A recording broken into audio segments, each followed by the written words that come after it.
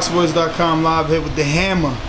You also go by the Stunner though, right? Stunner? Young Stunner, no? Or you got rid of that one? That's what you call me. I mean, that's what I had saved on my phone. Bro. Hey, I'm the Young Stunner then. Alright, so I wanted to ask you, obviously everyone was expecting you to head to the Olympics and you opt against that.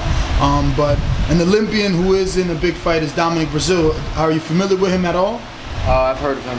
Oh, but you never Not really familiar with him, but I've seen him fight on NBC a few times on TV and stuff like that. Well, I wanted you to get a little practice. I know you're going to be doing some commentating on Sunday, so why not give us your breakdown of Dominic Breazeale, you know, which is our Olympic heavyweight going up against Anthony Joshua for that IBF title. I feel like Dominic Breazeale, he has potential. I see that he's heavy-handed. He knocked out most of his opponents. He is facing Anthony Joshua, who is a, you know, big, heavy puncher. So I think his Olympian skills got to come out of him. He got to do a little bit of moving and boxing and use his jab and let his hands go a little bit and try to get Joshua not to, you know, land some big shots. Take away his power a little bit.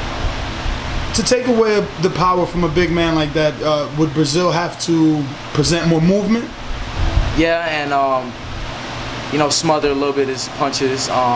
Always be first. You know, counter punch Joshua. Even though Joshua is fast-handed and heavy-handed, so I feel like he's gonna have to get on the inside a little bit. You know, wrap him up and get a little dirty with him. Did you happen to catch the fight with Amir Mansour and Dominic Breazeale? I seen that fight, yeah. What did you think of it? It was a bit close to me until Mansour, I think what happened to him? He rolled his ankle or something like that? They say he bit his tongue or the jaw was broke. He bit his tongue. I felt like he was doing good in that fight. You know, he could have pulled out the fight, but Dominic Breazeale, he was relentless. He just kept going forward. He kept pushing the fight no matter what. I think he got floored that fight, right? Mm-hmm. Yeah, but he got up and he just kept fighting. And eventually got Mansour out of there.